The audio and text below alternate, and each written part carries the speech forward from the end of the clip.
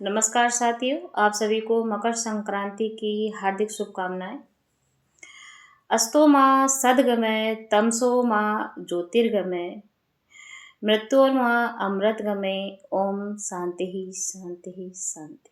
अर्थात मुझे भ्रम से सत्य की ओर ले चलो, अंधकार से प्रकाश की ओर और मृत्यु से अमृत की ओर ले चलो। चूँकि पृथ्वी पर संपूर्ण ऊर्जाओं का स्रोत सूर्य ही है, इसलिए हम उन्हें ये प्रार्थना समर्पित करते हुए आज के दिन की शुरुआत करते हैं और मकर संक्रांति का आगाज करते हैं। तो मकर संक्रांति के दिन इस प्रार्थना का विशेष महत्व होता है, क्योंकि ये प्रार्थना सूर्यदेव से की जाती है, तो जो कि हमारे पृथ्वी पर असीमित ऊर्जा का स्रोत हैं। तो उनको ये प्रार्थना इसीलिए की जाती है कि आज के दिन से हमारे जीवन के भी सारे अंधकार मिट जाएं और हम एक उज्जवल भविष्य की ओर आगे बढ़ें। मकर संक्रांति एक बहुत ही पावन और शुभ पर्व है, जिसमें हम प्रकृति यानी सूर्य की उपासना करते हैं। और सूर्य की उपासना इसीलिए की जाती है कि सूर्य की उपासना सूर्योदय के साथ की जाती है, जिसका प्रतीक होता है कि व्यक्ति उसकी उपासना इसलिए करता है ताकि अपने जीवन में स्थायित्व और संतुलन को आप बना सकें और उसे अपने जीवन में धारण कर सकें, उनके प्रकाश को, उनके अलौकिक रश्मियों को। मकर संक्रांति के दिन जो है हम सभी पूजा करते हैं, स्नान ध्यान करते हैं, सारी चीज़ें करते हैं। तो इस दिन जो है ये दिन है केवल उत्तर भारत में ही नहीं मनाया जाता है, ये हमारे पूरे भारत में मनाया जाता है, लगभग भारत के सभी हिस्सों में मनाया जाता है। तो इसको अन्य त्योहारों के नाम से भी जानते हैं, जैसे उत्तर भारत में हम इसे मकर संक्रांति कहते हैं, महाराष्ट्र में और गुजरात में इसे उत्तरायण कहा जाता है, तमिलनाडु में पोंगल के नाम से यही त्यौहार मनाते हैं और असम में माघ बिहू के नाम से इस त्यौहार को मनाया जाता है। नाम चाहे कितने भी हों, कितने भी अलग हों, कहते हैं नाम एक अनेक भाव एक। तो नाम अनेक हैं पर मूल भाव एक ही है, सूर्यदेव की उपासना करना और दान पुण्य करना।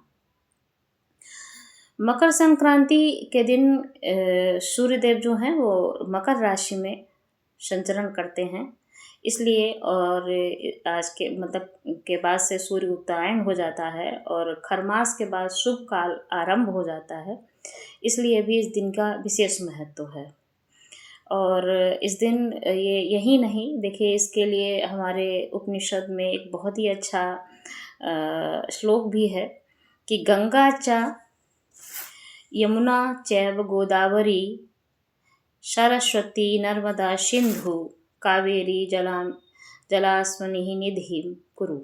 अर्थात कि गंगा, यमुना, सरस्वती, कावेरी, नर्मदा, सिंधु यानी पूरे भारत की विशेष नदियों के नाम हो गए।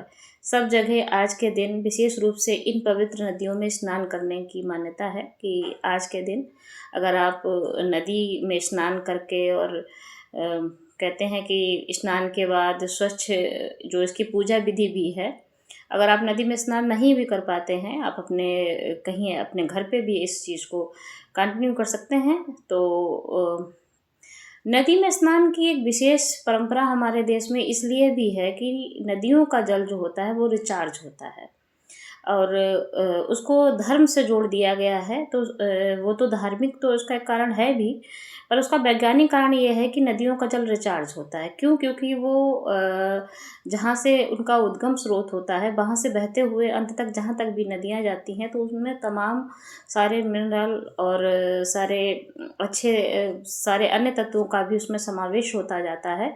तो वो वाटर जो होता है नदियों का वो बहुत रिचार्ज हो जाता है। तो उसमें नहाने से आपके बॉडी में अगर कोई भी फिजिकली कोई भी व्याधियाँ हैं तो वो दूर हो जाती हैं। और अगर आप उसका खासतौर से गंगा जी के जल की ये विशेषता है कि उनके जल में कीड़े नहीं पड़ते हैं, कि चूँकि अब उसको रखते भी हैं और हमारी पूजा के विभिन्न विधियों में उसका प्रयोग किया जाता है। उसकी वजह यही है कि वो रिचार्ज वाटर होता है। तो संक्रांति की विधि यही होती है कि स्नान के पश्चात आप स्वच्छ वस्त्र का धारण करते हैं और पूजा के लिए तांबे का लोटा लेते हैं और उसमें फिर जल भर के, शुद्ध जल भर के, जल में पुष्प, तिल, गुड़, रोली ये सब मिला करके सूर्यदेव को जो है पूर्व की दिशा की ओर मुख करके उसका अर्घ्य दिया जाता है और ओम सूर्याय नमः या घृण सूर्याय नमः मंत्र का आप जाप कर सकते हैं। दोनों ही मंत्र अपने आप में बहुत अच्छे और बहुत छोटे मंत्र हैं। आदित्य हृदय स्रोत का भी आप लोग पाठ कर सकते हैं आज के दिन। इसके पश्चात सूर्यदेव को तिल के लड्डू, खिचड़ी तथा अन्य व्यंजन जैसे फल, मिष्ठान आदि अर्पित किए जाते हैं और उनसे अच्छे सुख समृद्धि, अच्छे स्वास्थ्य और मंगलमय जीवन की प्रार्थना की जाती है। तत्पश्चात आपको विशेष रूप से अपने वरिष्ठ जनों का, अपने विद्वजनों का, अपने जो भी आपके आसपास में जिनको भी आप अपने से श्रेष्ठ मानते हैं उनका पैर छू के आपको आशीर्वाद लेना होता है।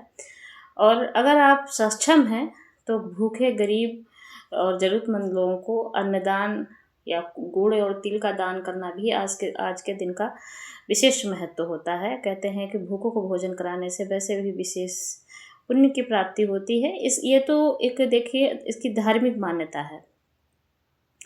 पर अगर इसको लॉजिकल पॉइंट ऑफ व्यू से आप देखते हैं तो लॉजिकल पॉइंट ऑफ व्यू से भी ये जो स्नान होते हैं नदियों में या पूजा है या आप किसी भी गरीब व्यक्ति को जो आप जैसे किसी भी आप जो देने में सक्षम है, पैसा, रुपए या कुछ दान या कुछ भी, जो व्यक्ति सचमुच में जिसको ज़रूरत है, जो ज़रूरतमंद है, अगर आप उसको देते हैं तो उसके दिल से, उसके हृदय से जो एक गुड वाइब्रेशन आपके लिए निकलती है, तो वो देखिए सारी वाइब्रेशन एनर्जी सारी ऊपर ब्रह्मांड में चैनलाइज होती हैं, तो आपको एक अच्छी फीलिंग भी आती है। तो जब आप अच्छा फील करते हैं तो वैसे भी आपके स्वास्थ्य में हीलिंग होती है और कहते हैं ना कि ब्लेसिंग्स जो होती हैं वो आपको ज़रूर मिलती हैं कि अगर आप सचमुच में जिन लोगों को ज़रूरत है उनकी अगर आप मदद करते हैं।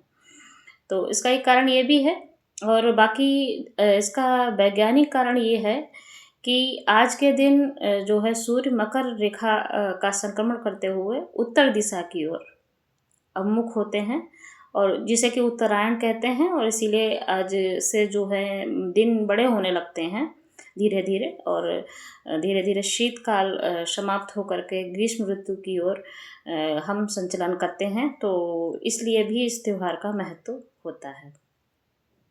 अच्छा, इस त्यौहार पे विशेष रूप से खिचड़ी ही क्यों बनाई जाती है? तो खिचड़ी की ये विशेषता होती है कि खिचड़ी जो होती है, जो केवल चावल और दाल से बनती है, जिसमें अन्य कोई भी चीज़ आप नहीं मिलाते हैं, तो वो सबसे शुद्ध और सात्विक भोजन होता है। क्यों?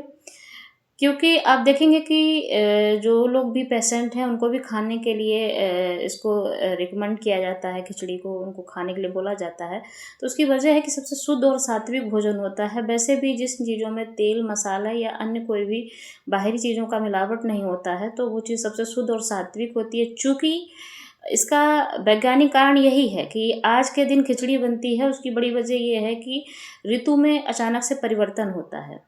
तो परिवर्तन जो होता है वो बॉडी एकदम से एडजस्ट नहीं कर पाती है। तो खिचड़ी या व्रत ये जो होते हैं, जैसे हमारे बहुत सारे व्रत भी रखे जाते हैं अन्य, जैसे आपका नवरात्रि वगैरह आता है, तो अगर आप सचमुच में शुद्ध फलाहार व्रत या पानी के साथ या खिचड़ी इन चीज़ों का सेवन करते हैं, तो जो ट्रांजिशन फेस होता है, जो संक्रमण काल होता है, उसमें आप बहुत अच्छे से उस ऋतु परिवर्तन को आपकी बॉडी अच्छे से एडजस्ट कर लेती है और आप जो है सचमुच में आरोग्य की ओर आप जो है अग्रसर होते हैं।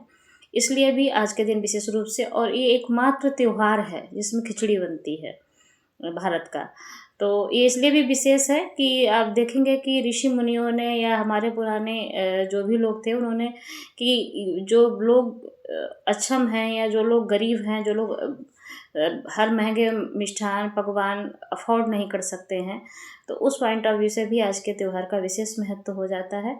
क्योंकि ये खिचड़ी जो है हमारे आम जनमानस से लेकर के साधन संपन्न प्रत्येक व्यक्ति इसको बना सकता है और ईश्वर का पूजन कर सकता है और जो ईश्वर की एक असीम ऊर्जा जो कि हमारे बीच उपलब्ध हैं, जो कि हम हमेशा जिनको जो है जिनकी वजह से हमारी ज़िंदगी और ये सारा जो प्रकृति जो सृष्टि चल रही है, सूर्यदेव, तो वो आपके सामने जीवंत हैं और आप उनसे ऊर्जा लेते हैं, तो ये इसलिए उनकी उपासना का दिन होता है। तो विशेष रूप से इस दिन का महत्व है। तो मेरे हिसाब और हाँ, इसका एक धार्मिक कारण भी है। कहते हैं कि सूर्य जो हैं आज के दिन अपने पुत्र शनिदेव से मिलने जाते हैं मकर संक्रांति के दिन।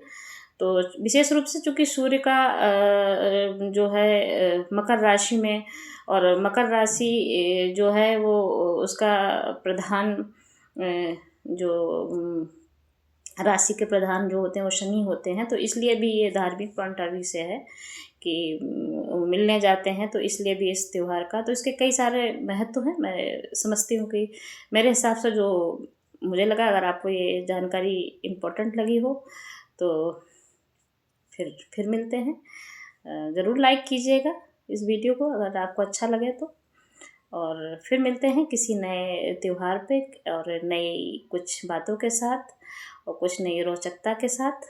तब तक के लिए आप सभी अपना ख्याल रखिएगा। आप सभी को बहुत सारा प्यार, बहुत सारा दुलार और पुनः मकर संक्रांति की हार्दिक शुभकामनाएं। नमस्कार।